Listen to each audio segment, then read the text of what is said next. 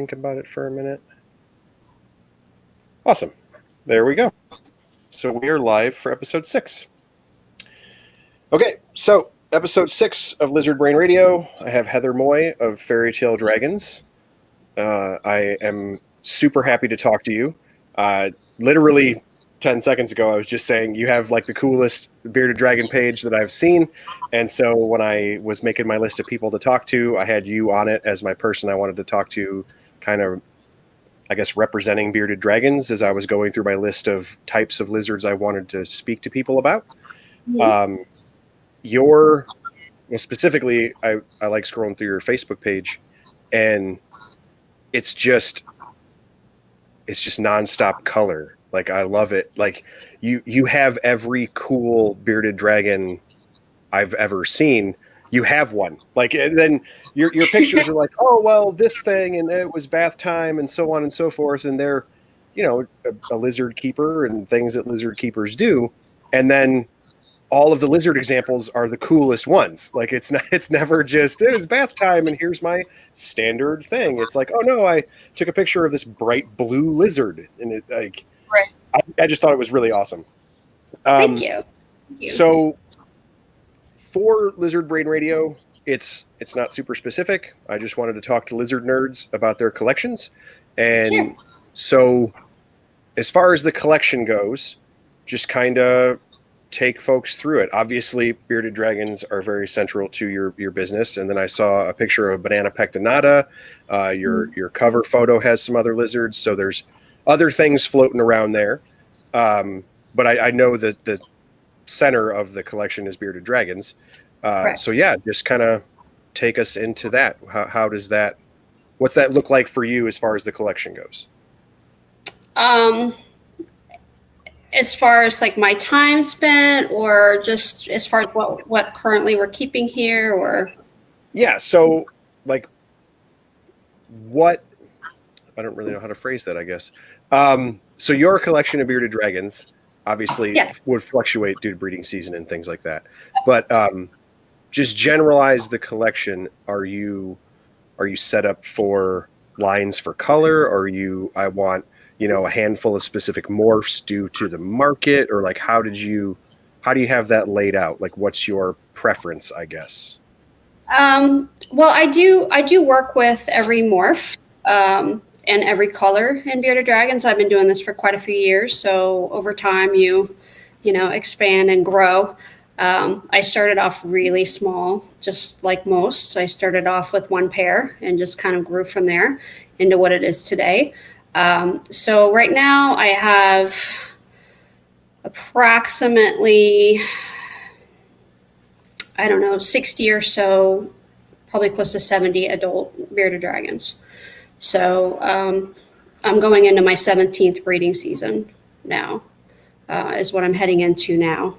That's awesome. So, but yeah, I mean, I work primarily, I really focus on what I like, obviously, because you have to love what you're doing. You have to love what you're working with, and you have to enjoy whatever's in front of you for it to, for you to really be the best at what you do, or one of the best at what you do. You have to really have a true passion for whatever it is you're working with. So I select based on what I like. So I think a common, something that's very common in this industry is I think a lot of up and coming breeders are sometimes, not always, but sometimes they're making choices, in my opinion, based on the wrong reason. So a lot of times you'll have people that are selecting solely for color, whereas I look for the structure, body structure, how well built they are, even growth amongst the clutch, things like that. So, I mean, there's a lot that goes into it as far as selection, and that's important given that we are seeing the beginning signs of some inbreeding depression, because bearded dragons have been in captivity for so long, and we can't access wild caught, unlike some of the other sectors of the reptile industry. We can't bring in ball pythons. We can't bring in a bearded dragon like a ball python or something. So, so we have to be very selective and make wise choices. So, But my setup is very different from what you traditionally see, as you've seen from scrolling my page. My adults do live, most of my adults, not all of them, but most of them do live outside. And yes, they do live outside year round. So I'm in an area that I'm very fortunate that that could work. And I have a lot of people that contact me that want to replicate that. And I think that that is fantastic. I always tell people to kind of start off slow with it and start off kind of with a part-time, taking them outside and working with your area and really understanding your weather conditions and, you know, your weather patterns and the land that you're on and so on and so forth. And it makes a difference. If I lived across the street from where I am now, I would have to make modifications to my setup. If I lived 2 miles down the road, what I'm doing here wouldn't work. So, you know, selecting where I'm living now was actually with the bearded dragon in mind. Okay. The land drains and things like that. So there's a lot of little things that go into it. Little, you know, always turning the dials, if you will, a little bit here and there. So, but yeah. So you mentioned keeping outside, which is I think is super cool, but I recognize that where I live is incredibly difficult because we have a huge winter. Right. Now, was that many places in the country that's not going to work. right? Now, was that kind of always the goal for you, or do you think it was maybe like, was that more of a driver due to numbers, like just because a large collection like mine as well, it gets difficult to house some things like that indoors, or is it more overall benefit? I don't know. Is it like a space thing for you, or did you saw the benefit and were like, that's the way I want to go? No, it's actually not a space thing at all. I have plenty of space here, and I have a pretty sizable, I have a 2,000 square foot building behind the house. So I'm definitely able to house indoors if I choose to do so. For me, I wanted them to have, because I live in a place that I can do it, because I live in a place that it does work, then I wanted them to have the ability to have a more natural living environment. For me to watch them be able to climb a branch, to be able to jump on multi-levels, to see them basking in the sun, for them to have multiple options, for them to go, you know, to hide, seek shelter. The behavior of the animal is totally different. The feel of the animal is totally different than when you're keeping one indoors. The fact that my adults are getting you know, sun exposure, like natural sun exposure, and experiencing, you know, various weather conditions and stuff. People will often say, well, oh my gosh, you know, a dragon can't get wet. You know, they can't take rain. Well, yes, they can. Absolutely. In fact, my dragons will argue with, you know, if they had a say in it, you know, they would, I mean, they're out, like literally they will go out. They have a choice. They have many options, and they will seek out the rain sometimes when that's what they want. I wanted to give them as many options as possible. So they all have the ability to completely seek shelter, like literally out of all the elements. They have the ability to, you know, for partial exposure, full exposure, you know, so I let the animal choose. And to me, that's been, it's very important to me, and it's been a very eye-opening experience. So For sure. Sorry. No, you're good. So now, when you started out breeding, did you start out outdoors or did you start out indoors? No, I started off indoors. I've only been outdoors now for, I don't know, I guess this is going on it's a little over 2 years. So I started with an indoor outdoor system, and then went full outdoor with a portion of my colony, and then have moved. Basically, most of my adult colony is now outdoors. So, and I actually do have, as of this past week, I also have some of my subadults out there as well. So that's awesome. That I moved out there as well. We just completed some additional enclosures, so I'm pretty excited about that.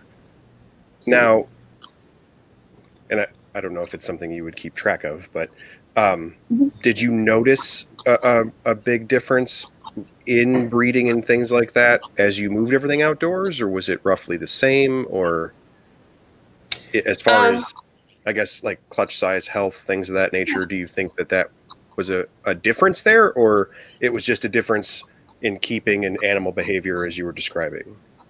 right. Well, because I'm providing them with a more natural enclosure, a very large natural enclosure, the animals are less stressed.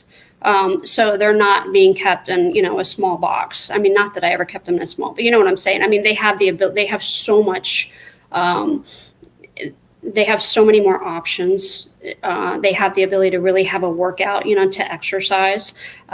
So in a classic, enclosure, they really can't build muscles in certain areas. So when I pick up one of my dragons that's outside, they have a much stronger grip, and they just they're utilizing muscles, and they're utilizing they wouldn't do that in indoors. They really wouldn't have that Sure. capability. So the fact that they get natural sun, I've seen tremendous benefits in health and just in overall, the strength of the babies, the eggs, the recovery of the females. I mean, everything has just across the board, been an improvement in my opinion. Now, if you don't do it right, obviously it could really easily go the other way. So people frequently ask me about keeping outdoors and want to set something up, but I do try to encourage anybody that contacts me to certainly do that if that's an option in your area with the climate, but to do so when conditions are optimal so that you can learn the behaviors of the animals and you can kind of learn what you need to do to give them everything that they need so that they have options. Without options, then obviously any situation can be a problem, for an animal in captivity. So, I pretty much, there's somebody always at the house so that, during the winter months, for example, if conditions change, like last week, we had a quick change in forecast. And so because somebody's here, then we're able to make those modifications right quick, to cover or to peel back or whatever. So we do use, plastics like 6 mil plastics during the winter, but you have to know how to use those and use them appropriately. Right. Yeah. So I did have a question from the chat that says, how cool do the... I think that meant to say, how cool do they get down to? Benjamin, if I asked the wrong thing, correct me in the chat. So do you, like you were saying, you cover things with plastic and you make adjustments and changes, what kind of are your parameters for making those choices, I guess? At what point do you feel like I need to protect them more with the plastic and things like that, I guess? Yeah, it's kind of a combination of things, and it's something that I've gotten the hang of over time. And of course, I had a great teacher with that. Ron St. Pierre has certainly assisted me with that, being that he's right here. But once we start getting into like the mid 40s or below, is typically when the dragons get covered up. Now, if it's going to be in the low 50s and we have a cold front coming in, and it's going to be a cold rain and so on and so forth, then we'll take additional precautions and we'll cover. If we've had a number of days in a row where it's cooler, then we're going to do something different than if we've had sun exposure for 2 days and then have a little quick snap come through. So it's not just a single day's weather event. It's what is occurring over a series of days. For example, recently, I was on Dave Kaufman was here. It just aired like 3 weeks ago, but he was here in October. That was a particularly rainy time for us. We were having unusually wet weather. So to help mitigate that, then we added additional plastics that we actually screwed down onto the lids for a portion of the enclosure that's typically not there. It was temporary only to help give the dragon additional options so that they could seek an even drier area should they choose to do so. And then we leave that up to them. So, yeah. So another question popped up on substrate thought, and to kind of go off of that, I've always wondered for doing outdoor enclosures. So the only things I keep outdoors are tortoises, so it's not as much of an issue for me. But as far as depth goes, how are you accounting for them attempting to dig out? You know, or are you burying like corrugated siding, or are you going down with like blocks, or how are you accounting for them being able to dig? Oh no, there's a full the half inch by half inch 16 gauge vinyl coated wire, which is a heavy duty wire, lines the bottom of all of those enclosures. So nobody's digging out. Nobody's digging out. Got it. Mm-hmm. So then I'm trying to visualize this. So essentially it's vinyl coated wire, basically a vinyl coated wire box, and then the substrate is filled into the box. Does that I don't know, I'm trying to picture that. Yeah, I mean, the wire lines the bottom of the enclosures, and then and then it's loaded. If you notice, like in the videos, for example, I give them options. They have the mulch, and then they also have sand. But then they have multi-levels of basking branches and shelving that they can move about and select. There's a subfloor so that they can move into a subfloor. And some of the earlier model and the first prototype, then there was like a tunnel, if you will, for their subfloor. And later, in the ones that we built after that, then the subfloor is larger and is off to the right. So. Okay, got it. Now the females almost always lay in the sand mix, but every now and then, like I had one hybrid last year that just was bound and determined to lay in the mulch, and that's fine. So that's what she wants to do. Right. So yeah. And I mean, a lot of that stuff, I mean, that's just observational. Like you saw it happening, and I mean I think it would probably be more stressful to the lizard for you to intervene, as opposed to, all right, well, I know that all her test digging is there. If she's going to lay there, then I'm just going to go there to get the eggs. Like it. Yeah, it's not a big deal.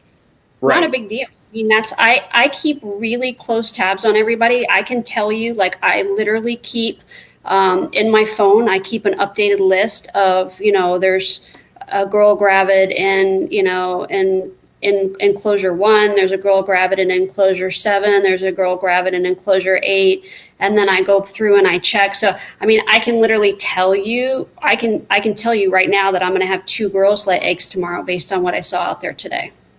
Like I'm going to have 2 girls pop a clutch tomorrow based on what, and I know those 2, and then one of the girls is seasoned with me, so this is her 3rd year, so I know exactly in the enclosure based on the time of year it is right now, with where the sun is positioned in the sky, where she'll lay. Right. Within a few inches. So yeah. That's fantastic. And I don't know, like in other podcasts and interviews and stuff, a lot of the things that I have done have been geared toward newer people, and trying to explain to newer people like what I and other folks in herpetoculture who have been in 10, 15, 20 years are talking about when we're talking about these long-term observations, is for someone to be able to say something like that, like the amount of time and attention to detail that you have had to go through, right, just over the course of your natural day's work of dealing with the collection. It's cumulative, and for you're like, oh yeah, this it's muscle memory that this keeps happening when I walk and see this lizard. She keeps doing it and over and over and over again. And then a few years into it, it's like, all right, yeah, it's Tuesday and that's what's going to happen. And you just, it's an animal, so it can kind of throw you for a loop sometimes, sure. But of course, as far as their no, but I mean, just as far as like their seasonal behavior of who's going to get looking for frisky girlfriends when and where we're going to go after that and things like, you just kind of fall into the rhythm with them because you're so used to it. Yeah, exactly. I mean, there's so many little subtle hints that I see and so many little cues that I get every day when I'm walking, out there and taking a look at everybody and caring for everybody and spot checking and whatnot, that most people would never pick up on. But that's because I look at them every single day. I'm always out there. I'm out there multiple times a day. I'm constantly tweaking here and there, checking my girls. So, I really have a really good feel for, what's going on, if something looks a little out of place, then I'm addressing it, because I notice it right away. So. And then Benjamin added on to what the question he was asking and said, you have dig boxes in your outdoor enclosures, and he was wondering if on hot days you were tempted to cool those boxes to see the temperature gradient. Also, he thinks the paradox is beautiful. Oh, thank you. Actually, on the dig boxes, they're 4 foot long by 2 foot wide. And so based on the sun positioning, it's kind of done for me. In certain times of the year, then the sun is positioned differently at different parts of the afternoon. So as the sun position changes, then the girls change in the enclosure where they lay their eggs. Although I do have some girls, I have some girls that always lay in the back right-hand corner. I have some girls that always lay in the front right-hand corner. I have some girls that try, so they're all different, but a lot of them will continually go to the same spot. If I have a girl that always, that lays in a back corner, she almost always returns to that exact same spot. Right. And then when I was asking earlier about depth of substrate and trying to visualize that bottom you were talking about, Cassandra was asking your thoughts on substrate that folks may use, such as tile, paper towel, carpet, so on and so forth, versus having a natural type of substrate, which obviously for yourself is what is going on there. Your thoughts on the comparison, I guess, or if there is. Yeah, for outdoor, obviously what I have set up is ideal. For indoor use, though, the bioactives and things, I know that there's definitely a trend towards those, but for bearded dragons, it can be pretty difficult. And a lot of people really struggle with that unless they're really advanced in keeping. And that's not to discourage anybody. That's just to say it's kind of tough to get it right. So for most of my clientele, most of my clients that are relatively new to reptile keeping, I usually encourage them to use things like craft paper. I still use that. That's what I use for my indoor breeders. It's easy to change. It's natural looking, it's kind of a no fuss type of thing. It's clean. They can use newspaper if they so choose to do so. The crickets have a tendency, bugs have a tendency to hide in the layers a little easier, but in my opinion, So I like craft paper, but, paper towels for a 20 long, if you're starting out with a baby dragon is totally fine. If you're using tile is great. I like tile for directly under the basking spot, and I use it kind of as a paper. I like it as kind of somewhat of a paperweight on either side of the enclosure, so it doesn't rip up the bottoms. But as a tile floor, some people, when they install a full tile floor, that can really interrupt with a dragon's muscle development. They're kind of slipping and sliding. They're not able to really get a good grip on that, and so that can some developmental challenges, particularly if they're not offering, options for them to climb, a basking branch or something like that. So you can get kind of some issues that pop up there. So clients, though, that do like to keep indoors, if you're utilizing sand, there's certainly no problem with that. I think, in my opinion, the sifted play sand is a better option that you can get at, Home Depot, Lowe's, wherever, rather than going with the calci sands and things like that. It's much more cost effective. You're going to be changing it out frequently. A lot of my clients, I'll tell them to get like the little bunny litter pan for the corner, so they can kind of build somewhat of like a little dig box if they want for the dragon without necessarily turning the entire enclosure into a sand bottom. So that's an awesome idea. Yeah, and that works really well. And then if they want to use sand for the rest of it, just very shallow, you're going to be changing that out pretty frequently, because obviously dragons are go to the bathroom quite a bit, and Right, for sure. Yeah, so it makes it for a easier cleanup. So with your outdoor enclosures, and I've seen videos and pictures and a multitude of things that for your collection. How do you deal with feeding with outdoors? I feel like they would just scatter to the four winds, and it. I don't know. I picture in my head like, okay, here's how much I pay for roaches, and then 70% of them disappeared into this enclosure. I would be Yeah. furious. Like I would be so angry. Like Right. Yeah. No, I mean, I have really actually pretty little waste because the dragons, they know, like I can tell when they're hungry. I can tell, like, obviously this time of year I'm heading into season, so everybody's coming out of brumation.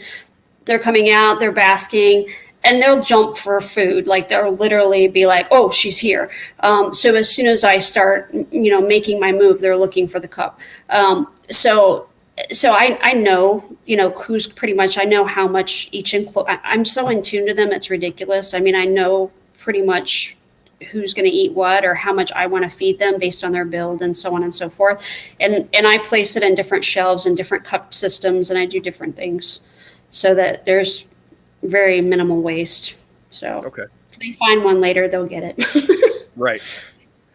And then, what do you have a preference for feeders? Or are you kind of mixing things up, or are you a variety feeder? I personally don't. You mentioned roaches for the dragons. I personally don't use them. There's a couple reasons for that. Obviously, I'm in Florida. The Well, most yeah, prolific yes, in the dubia, they're not legal here, so that would be a bit problematic. I'm also highly allergic to them as well, so oh, that's also another problem. I've also found that feeding them in excess for a bearded dragon has a tendency to lead towards gout. So I always tell clients to make sure that they're rotating their feeders. To me, it's important to constantly be rotating and not constantly, giving them only one option. If you constantly are only giving them superworms or you're constantly only giving them dubia, you're going to have a problem, particularly if it's an excess, because dragons, as they age, by the time they're adults, when they're kept indoors, I mean, they're pretty chill. I mean, they're pretty lazy. They're more opportunistic feeders. They're waiting for it to come to them, literally. But then they'll have a tendency to overeat too, because and there's more of a scarcity factor as far as you know. Out in the wild, they don't really have the option of a daily smorgasbord, being placed in front of them. So they will have a tendency to overeat, which there's a lot of obese dragons out there, and so that does lead to fatty liver and cancer and shortened lifespan and all these things that we don't like seeing. So I have a tendency to use a tremendous amount of black soldier fly larvae. Even for my adults, I use mealworms. They're really? all gut. I use a lot of mealworms, a lot of blacks for my larger stuff. Mealworms, black soldier fly larvae, and then a little bit of superworms mixed in with that. So, yeah, that's one of my main That's mixes. So cool. they're constantly getting those three. So, and I know you hear it online all the time. You can't feed mealworms. Da da da da da. That's unfortunately, as you're well aware, in this industry, there's a lot of little, oh, you can't do that, and it just catches fire, and then all of a sudden, all the internet is saying, oh, you can't do that because, and that's just, it's just not. I mean, bearded dragons have been fed mealworms in the U.S. since their arrival. So, Right. Sandfire Dragon Ranch still uses them. Ron used to feed them, and I don't know, it's just one of those things. So you can feed them, you just want to feed them responsibly. Right. Absolutely. And still on the feeder thought process there, do you have a supplementation routine that you prefer? I use a couple of different brands and I mix it up because I think that you could put, I think it's important. Again, I like to rotate. That's just how I am. I love Necton. I use their products pretty extensively. I use Repashy very extensively. So those are two of the most, the more, and then I use RepCow. So Okay. as well. And now, are you varying that at all through different age groups, or does everybody kind of get the same supplementation? Is there any between babies who are typically, I would assume, being kept inside, since you were just talking about moving sub-adults to adults who are outside full time. Is there any supplementation difference there, or is everybody just kind of standard? I do, because when they go outdoors, then I drop the amount of vitamin D, because obviously they're out in the sun. So I will still give them calcium once or twice a week with D3, but I also supplement without D3 outside. Whereas inside, it depends on the bulbs I'm running. But yeah, I primarily use with D3 indoors. So, Okay. and then I use, and I use a multivitamin. So the Necton I use twice a week if I'm using, if I'm, rotating with that, for example. So it just depends on what I'm doing.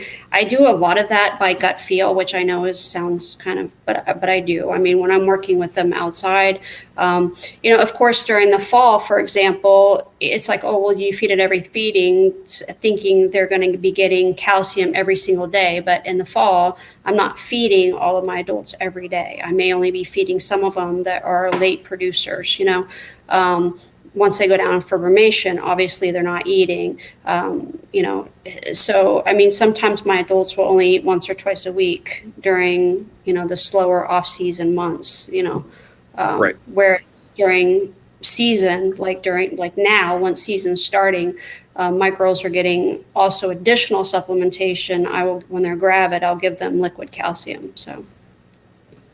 Okay. And then continuing with the chat questions, we had what are your thoughts on feeding pinkies to get a female back up to weight post egg laying? I would assume the back up to weight was for. Yeah, no, you can certainly do that. I don't think there's anything, I don't personally do it, but I don't think there's anything wrong with that at all. I think that's, that can be a smart decision if you, if you have a girl that had a particularly tough time or something like that, and lost a good bit of weight. So you can certainly do that. And there's a benefit to that, but I wouldn't do it in excess. So. Right. Yeah. And then probably the more difficult question to answer, Cassandra says, do you have a favorite dragon? No. I mean, I have some that are obviously, I'm a little bit more attached to them than others, I guess. I mean, I found that, so to answer, once I name them, they are staying. So if they end up with a name attached to them, they're not going anywhere. So Right. I try to be really mindful about when I give somebody a name, because I need to make sure that they have made it through all of my, kind of all of the checkpoints that I'm looking at for a future breeder. So otherwise, they end up being my daughter's pet. Yep. I get It's that just for sure. they won't go anywhere after that. So, So, speaking of making it through the checkpoints for future breeders and stuff, are you kind of on the path now where you are raising up your own holdbacks, or are you bringing things into the collection, or is there kind of a mixture there where you're, you know which projects you're looking for something, so then you'll have to go outside of your group to find that? yeah. I mean, we in dragons, we definitely do have to bring in to outcross. So, I do from time to time. I typically will bring in a male for a project for outcrossing. Okay. On occasion. So this past year, I did end up acquiring several. I did bring in several dragons. I brought in, I don't know, this year I brought in about 12, I guess, to grow up, but not Oh, wow. all of those. But not all of those will become future breeders. So, I'll grow them up the rest of the way and determine who I want to use in my projects and who I don't. So. I think a lot of times people will buy a reptile thinking this is going to be my future breeder, without realizing that things happen during the growth process that might not make them an ideal breeder. Many times I've spent $1,000 for a dragon that I never bred because it didn't become, it didn't develop into what I wanted it to be for my project. Right. So, yeah, and that things. That is something that folks who haven't been in as long, and especially the way we kind of gear things with morphs is, to me, I always think stereotypically morphs, ball pythons, or what have you, and I'm going to buy this thing and it's going to grow up and look this way. And, I really hate that with new people, because it's one of those like, okay, well, here, and I love Morph Market for that specifically, because there's pictures of what it is you are buying for the animal itself, not a picture of the morph you thought you were buying. Right. So like, here's this baby, and here's the adult morph you thought you were going to get.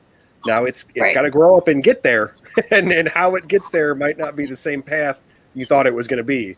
And so the end result won't be perfect exactly, all white, perfect dragon, or whatever it is you thought you were going to get. It's not all cookie cutter. I think people have if you have a clutch of 20 dragons, for example, that they're all going to grow up to look exactly the same, and they're just not. So they're going to have, slightly different colors, the markings, there's going to be variation. And there may be some that, are that are growing quite steady throughout, the beginning stages, and then they slow down and they don't develop like you want them to develop. I mean, there's a million things that can go on that you say, I know I spent this money on this, but this is not the right choice for me. And this is not an animal that I want to use. And there's nothing wrong with that. I mean, that's smart. That's what everybody should be doing. For every 20 animals that I bring in, I may use 4, or I may use 3. I mean, it just depends, or I may use, none of them may work out. I mean, it's just, you just have to. So when I say, like, on my page, when I'm putting holdback, like when I list something as a holdback, that's something I've actually produced. So anything that I put as a photo as a holdback is one that I've actually produced here. And that's something that I'm watching to become a potential future breeder. But just because it's a holdback doesn't mean that it's going to be a breeder. So because it hasn't passed all those checkpoints yet for me. So, and I think that that's something that's really important, that, people that are getting into the hobby, I think it would be, it's good for them to understand that. So. For sure. So for anybody out there listening, what I got out of that was, when you see all these really cool pictures on Facebook, just take your time and watch her morph market, and eventually it might get there one day. I have. Yeah, exactly. Usually this time of year, some of them start popping up, because I usually, start making cuts, but, and that doesn't, I mean, that's a real thing, is, it is.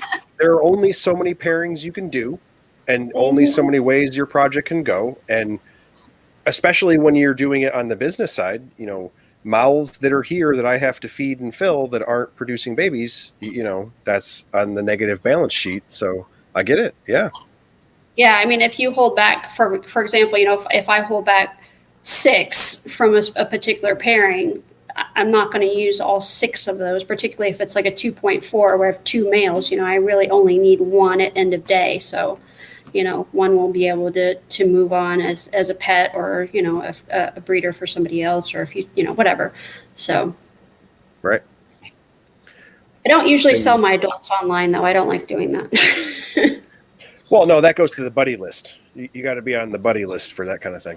Those usually go to friends and stuff, where I know they're not going to make the circuit of for sure around. Yeah. And then let's see, Alex asked, what are your thoughts on the idea of the 80-20 protein veggie idea of the past and sometimes current bearded dragon husbandry?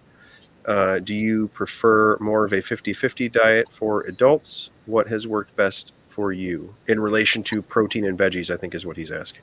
Yeah. Well, when they're young, obviously protein, because they're growing very rapidly. So all of my dragons, literally right from hatch, from the time they go into their, their new enclosure, once they're ready to come out of the incubator, they're offered greens. And, if they want them, great, they can snack on them. They're always there.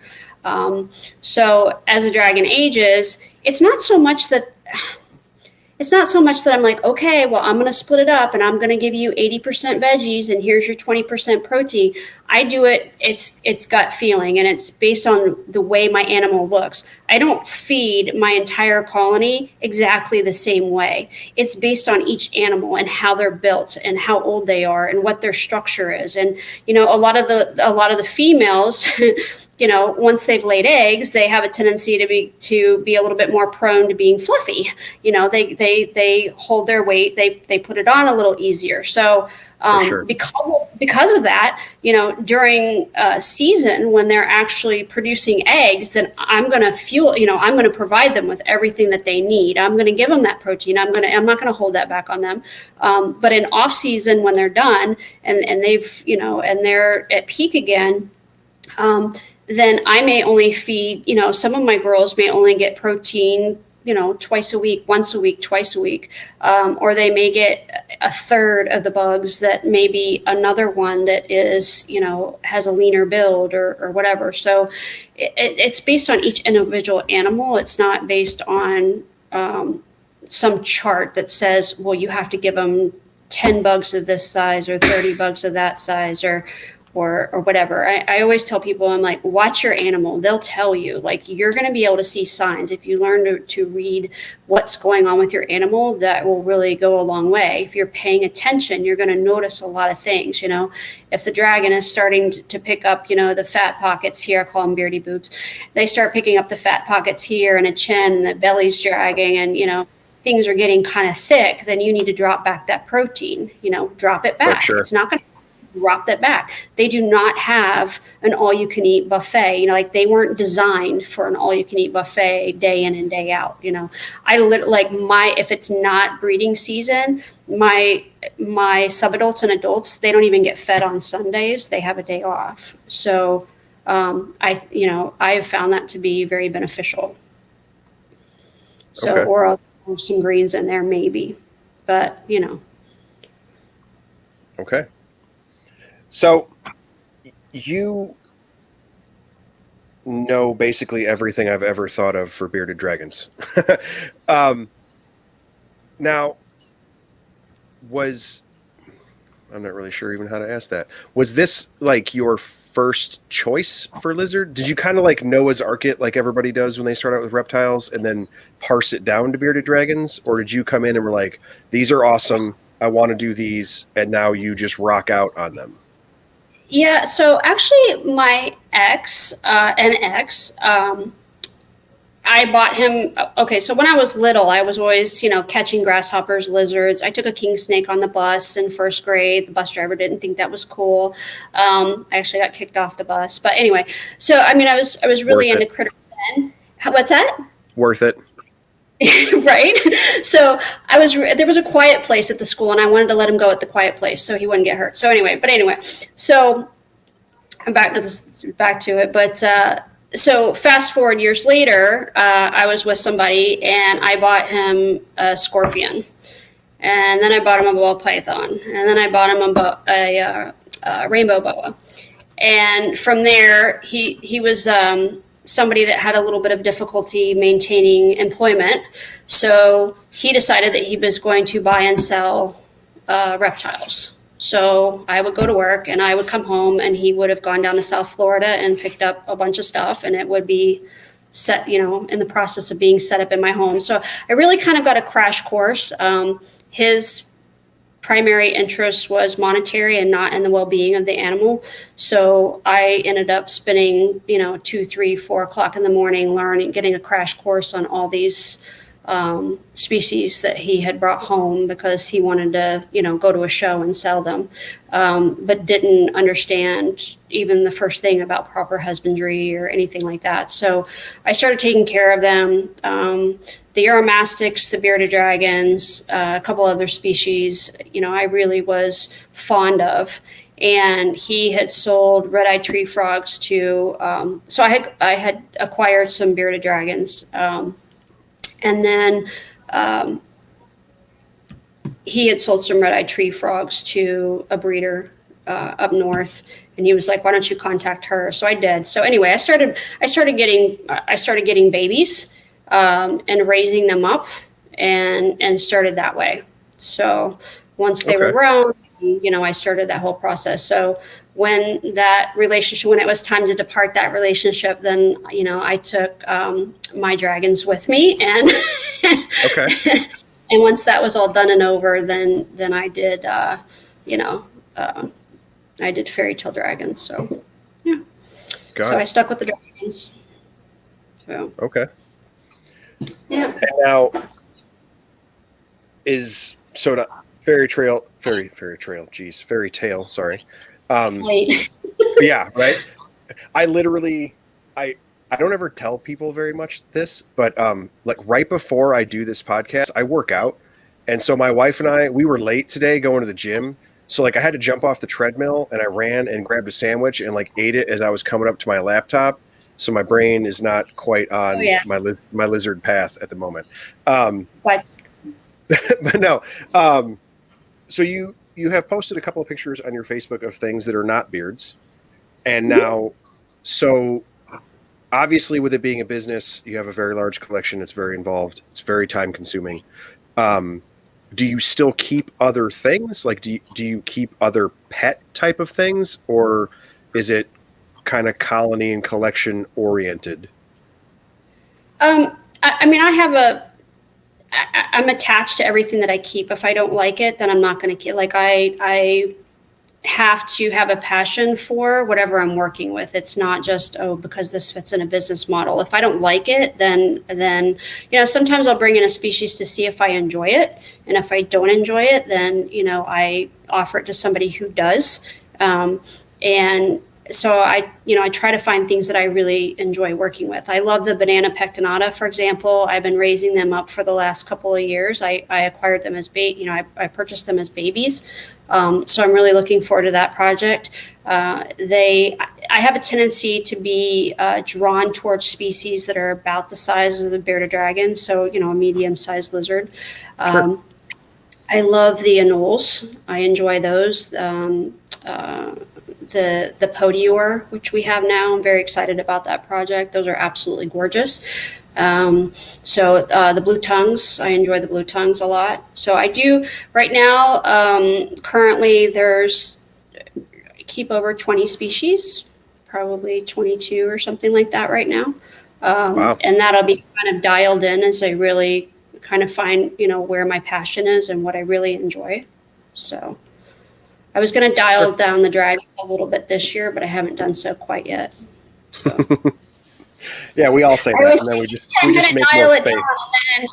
And then it doesn't happen, and then for sure. Yeah. So, one of the ways, other than social media, that I was aware of you is reptile shows, and obviously that doesn't really jive with this time in the world. Hopefully, it will at some point in the future. How has that been? I don't know how to really frame that question, I guess.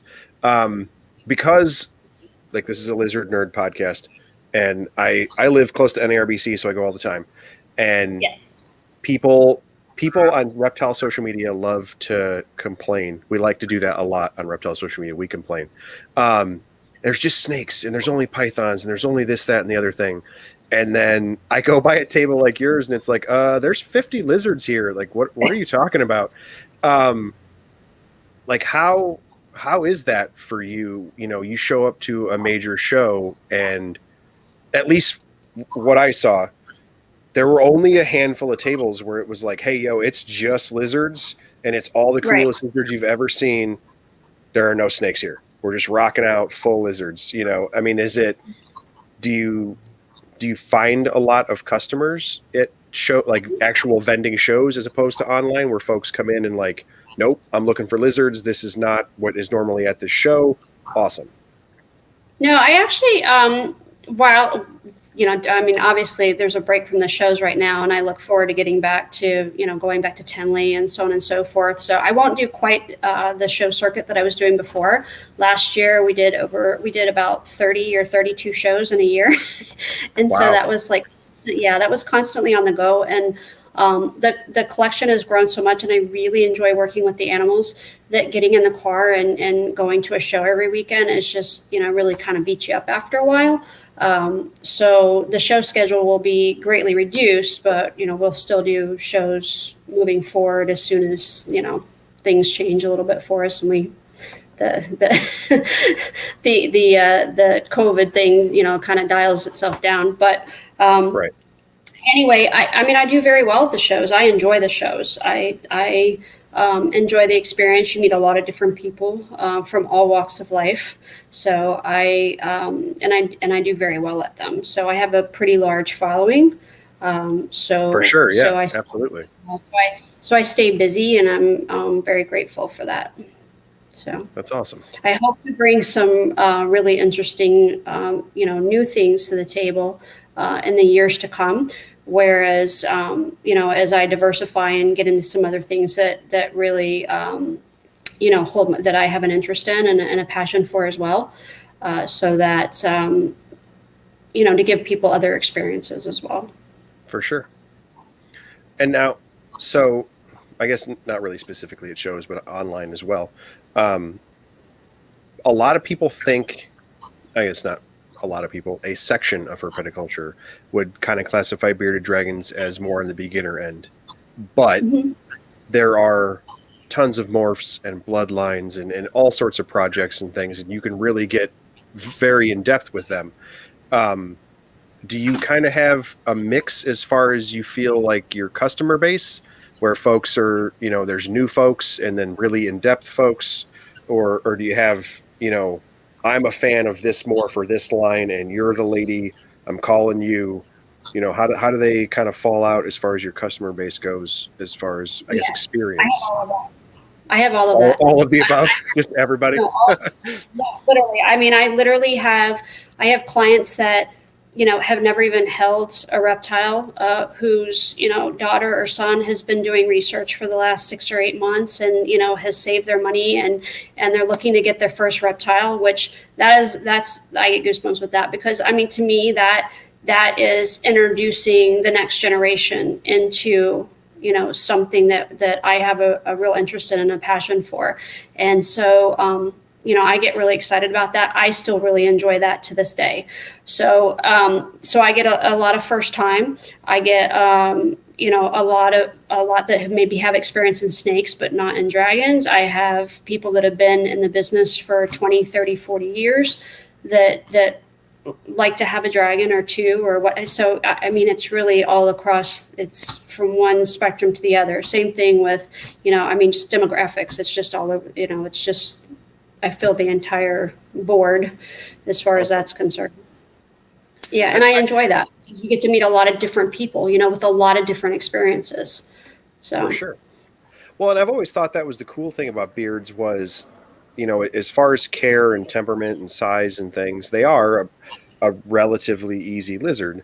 But then when you start to add in colors and morphs, like you keep all the ease, and then you can get all these cool packages, whereas in historically, I guess in some lizards and really a lot in snakes, a lot of the very beautiful things also happen to be very difficult to care for, or they hate you, one of the two. And so I thought that was really cool. Like I like scrolling through your pictures and seeing just lizards that are just ridiculous when it comes to color and pattern. And then it's like, oh yeah, but it's still a beard. Like they're still chill. They're cool. They're easy to feed, easy to care for. It just also happens to look insane. Like that's the best packet. Like that's the best package, Yeah, they are bearded dragon. I mean, it's not rocket science. They are easy to breed, but it's not easy to do right, and it's not easy to maintain that. They are more challenging, I think, than most people give them credit for. I mean, they consume large amounts of your time. They consume large amounts of food. You have to be really on top of them in order for it to work right.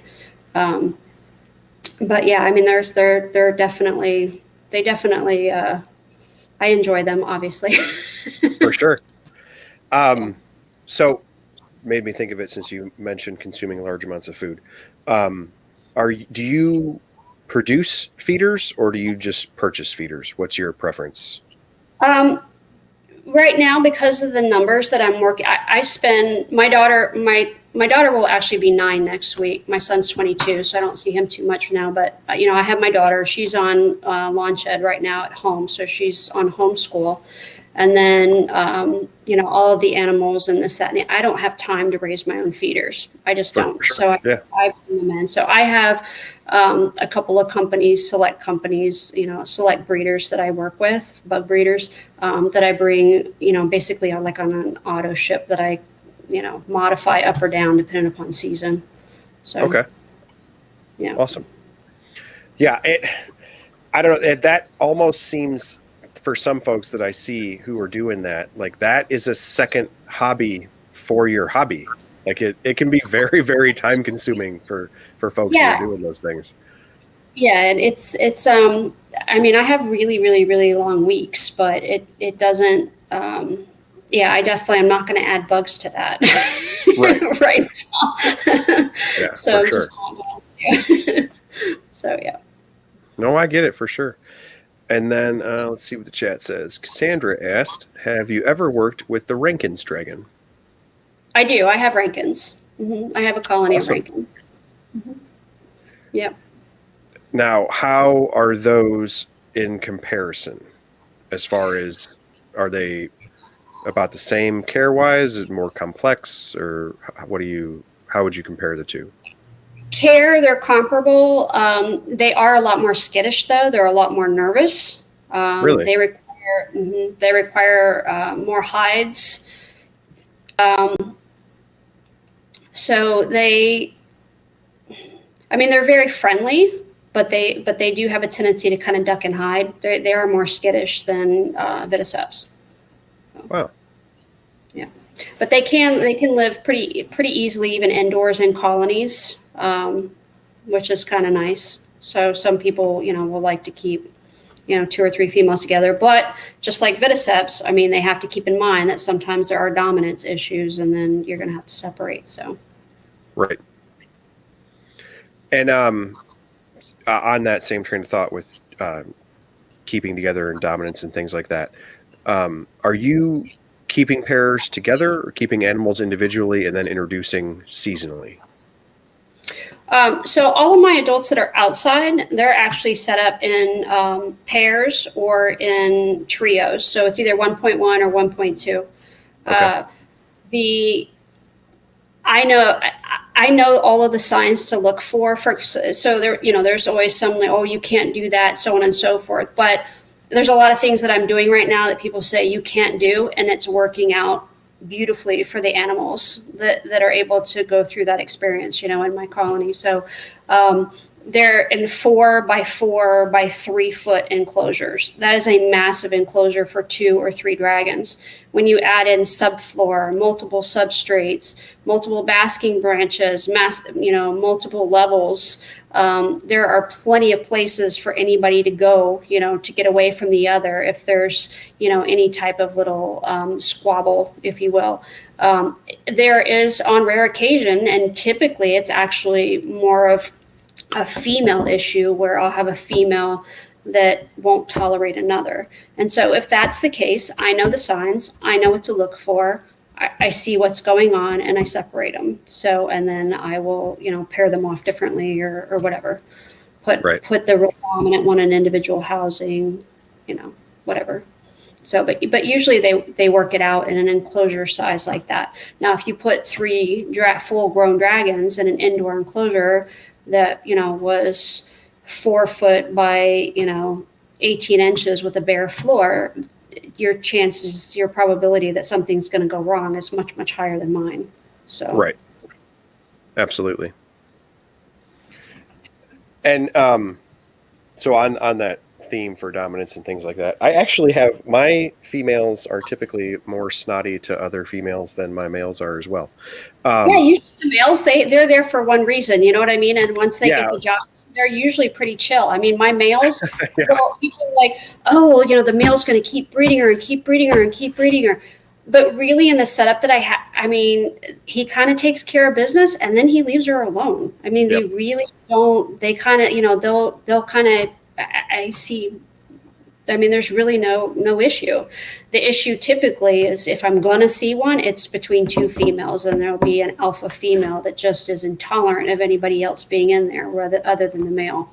Yep. And, I said at that point in time, then I have to do something about it. And I do. It's when you don't ignore it. It's when you ignore it, when you are not paying attention to those little things, those little details that, bad things happen. Right. For sure. And then on that same train of thought, it's in my observation, it's pretty common when people are keeping babies. So you always see, nip tails, nip toes, and things like that.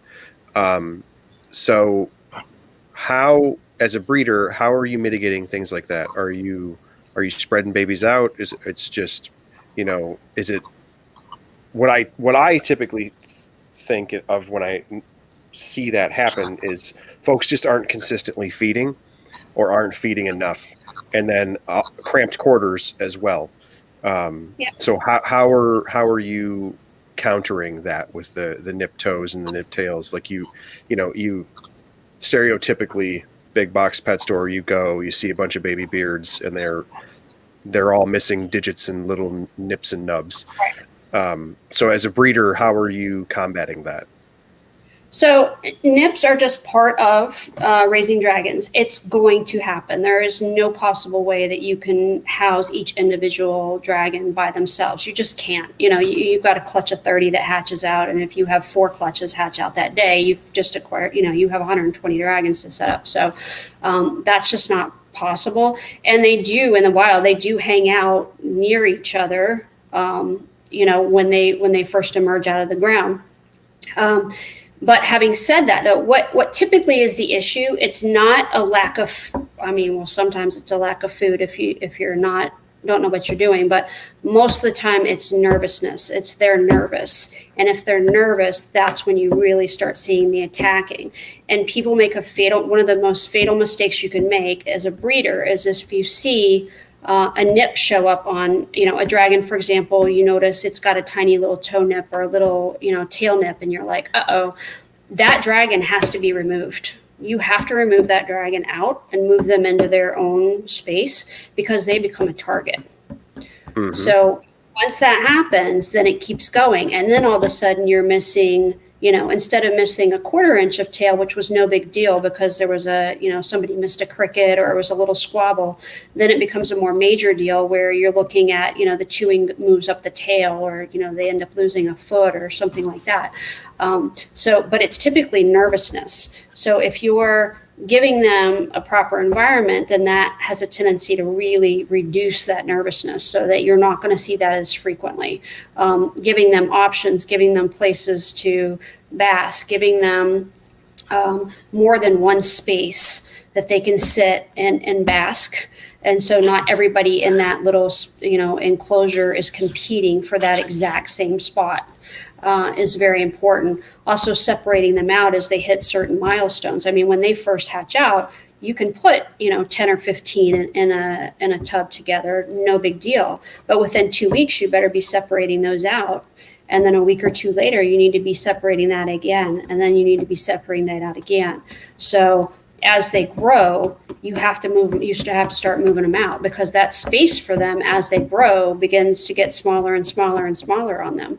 Also, their appetite picks up and, the little squabbles and so on and so forth. So, yeah. Right. But absolutely. A vast majority of the time, it's nervousness. If they're meeting food. Yeah, that is the key.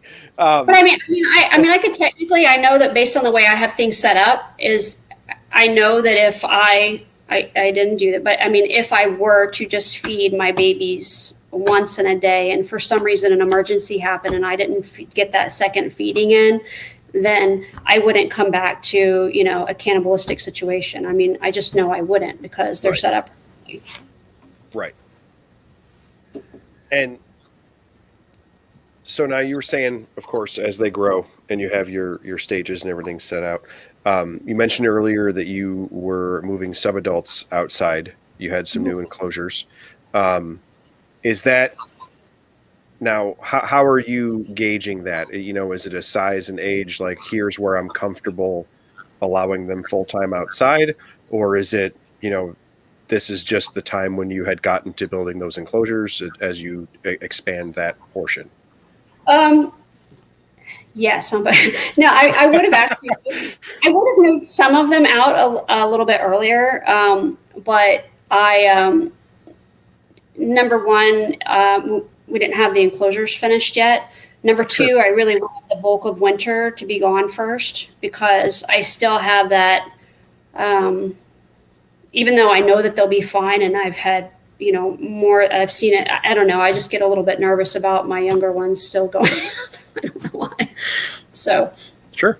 but yeah, I mean the ones that I just placed out there are all at 15 inches or larger. Right around in that range. So I just felt they were ready to go outside. So, Okay. And now, oh, sorry, go ahead. Oh no, I said it's I've had in the number of dragons that I've been keeping outside over the last couple of years, I've only had one who really, really, really didn't like living outside, and I was like, okay, we're gonna go inside, and that was fine. I was totally fine with that. He just didn't like it. So Okay. most of them love it. And now, is that the same size enclosure? You're just making more of them, or are these smaller enclosures because we're not paired up yet? These are smaller enclosures. They're not paired up yet. Okay. And there's not very, they're smaller dragons. It's just these are, they're just going to be for holdbacks or for single dragons, as they reach adulthood, but they're not ready to move into, the breeding enclosures yet or whatnot. They're not ready to be paired off, whatever. So these are 4 foot by 2 foot by 2 foot. So Okay. they're small. They're about half the size.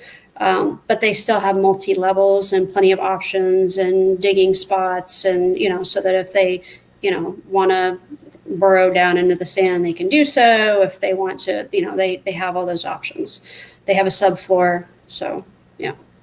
For sure. So when, I always like talking to people who build enclosures. My wife and I build tons of different stuff. Was that, I don't like, so obviously not enclosure specifically, but like, was that a part of your life before herpeticulture? Like, because we're craft nerds and we build stuff and garden and all sorts of things that aren't related to herpeticulture. And so when my wife became involved in herpeticulture with me, all of that just kind of came with it. And now Right. it's just inside gardening and, crafting for geckos or whatever. So, I mean, have you always been handy and then you just were like, all right, cool, I can subfloor a bearded dragon enclosure in Florida. That's no big deal. Or did you kind of learn as you went, Yeah, I literally have just learned as I go, and I realize that I mean, it's just something that I think a lot of times we say, oh, we can't do that. It's not that we can't do it. We've just never done it before. We've never had that experience. So it's a new experience for me, but I enjoy it. I like it. And I like the end, I like to see the end result of it.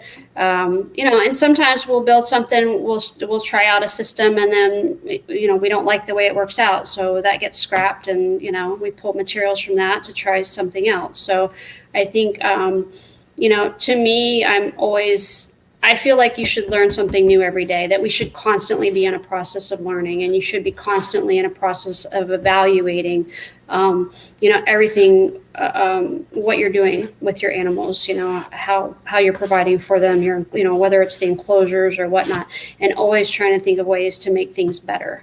And I think that you shouldn't be afraid to try some things, that's how we learn. So. For sure. That's awesome. I like that very much. So on my end of things, everybody in the whole family is involved. My wife, my kids, me, everybody. So now your daughter's pretty young. Is she think bearded dragons are cool? Is that, she's involved, or you do your own thing and mom stuff is boring? They have been around long before she was, so she's never known life without dragons. So it's kind of the norm for her. She does help me, she'll help me with baths and she'll, do things like that. Is it like her? It's not her passion. I mean, I can tell it's not her passion, and that's okay. I want her to chase what she loves and what she wants to do. I'm not going to force anything down. My son's 22 now, and so that wasn't his passion. He's actually at MMI to become a mechanic, but anyway, so that's fine. I want my kids to chase whatever it is, what their interest is. So for me, it's obviously this. I was actually I was in the jewelry industry for over 20 years. So I did both. That's They awesome. overlapped. Yeah, they overlapped for about 10 years. I did catering and stuff like that. So my business was this was part-time for me for many years while I worked out there. And then 3 years ago, I was finally able to let go of the other jobs and really chase, what I really, really love to do, my passion full time. And that That's gives fantastic. me a lot of freedom. Yeah, it gives me a lot of freedom with my kids too, which I really enjoy. So. For sure. It makes a major difference. Oh, it does. And I'm less stressed. I'm doing what I like. Yeah, for sure. And that, I always think that's funny where people are like, oh, if you love what you do, you never work a day or whatever. Yeah, that's totally not true. I love working with reptiles, and it's a ton of work. You just enjoy it while you're doing it. Yeah, and I mean, there's days that you want to like jump up and down and scream, and and you have your frustrations, and I mean that just happens. But at the end of the day, I'm like, am I really happy with where I am? Am I grateful for what am I doing? For what I'm doing, and for having the path that's led me to where I am, and I'm very, very happy with that. That's awesome. So we are cruising past an hour here. And so I want to ask you, where do you see it going? How do you see FairyTail Dragons developing in the future? Is it? I know you said earlier you thought about dialing back the beards, but didn't. And then you have quite a few species that you talked about that also interest you. So what do you think will be the next phase? Well, for me, it's and for Ron as well. It's really about finding the balance. So right now, the Bearded Dragons, obviously, because that's what I've done for. I mean, my other projects are just kind of entering the production phase, if you will. I've grown up my babies, or I've had like my blue tongues I've had since 2017. So, that project is a little further along than, say, for example, the banana pectinatus that haven't produced for me yet. So, I'm in the process of being able to produce other species and offer different things. So as those grow, as those projects kind of develop and kind of come up online and are producing, then I will dial back the dragons somewhat. But it's nothing that the retail sector will notice. They'll just notice that I'm offering that, that there's more variety being offered, that there's more species being offered. That's just going to be what I provide to my wholesale accounts. Well, I work with a number of pet shops and, primarily independent pet shops that I sell quite a bit to.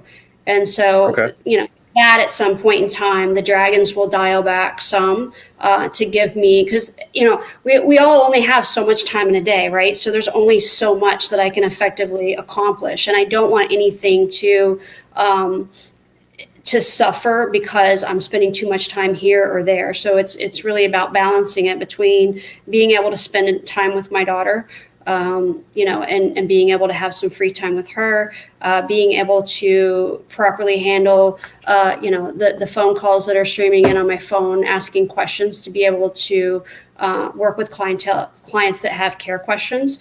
So I mean, I intentionally only list so many dragons per week online, even during peak season, because that's how many I know that I can field and properly handle and address any setup questions and so on and so forth that they have.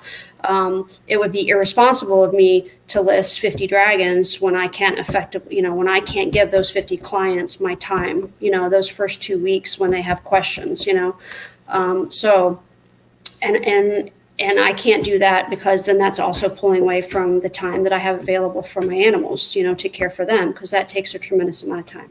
So it's really just kind of finding balance. So I'll dial down the dragons a bit when the others start producing. They'll ramp up a little bit, but I never want to take the projects to a point where Ron and I can't handle them on our own, because for me personally, I don't want to have employees. If it's not something that I can do or he can do, then I don't want to bring in, because I think I don't want to lose touch with all of those little things like we were talking about earlier, like all the little things that I notice. If I have somebody else doing that for me, I'm not going to see that, and something might get missed. And so to me, It's very important that I want to make sure that whatever I am providing to my clients, whether they be retail or wholesale, that I'm providing them the very best that I can. And I can't do that. I feel like for me, that's not a good choice for me to have employees, because I can't feel 100% confident that the best, you know what I'm saying? So that, For sure. Things aren't being skipped and things like that. So I like to have a handle on that and know what's going on with each and every one of my animals. And if I can't do that, then I back down the numbers. So. Right. I get it. So let me see how to say this. Not to put you on the spot or anything, but that makes you an awesome keeper of reptiles and breeder, that you have the wherewithal to acknowledge that, and that sitting here, I ask you about the next phase, and your planning is centered on what you can do, and that, I don't know, that the fact that you want to have a hand in it, you have the eyes on, the details, and that where your limitations are. What one of the comments in the chat section literally said slow clap. That's to be commended. Like, that's a big deal that you recognize that and conduct yourself that way. I think that's amazing. Thank you. For sure. No, it is. I mean, it's I don't take compliments well, but thank you. I appreciate that. That means a lot.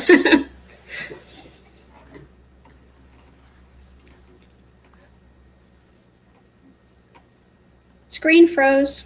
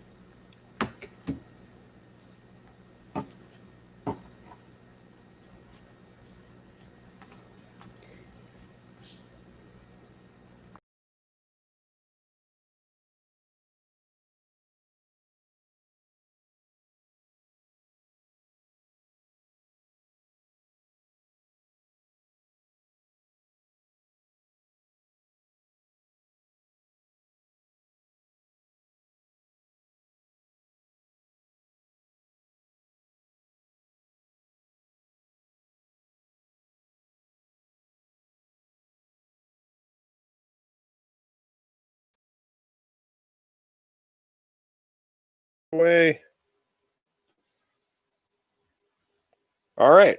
Well, I tried to say something awesome and complimentary, and the internet decided that it didn't want to hear it and kicked us off.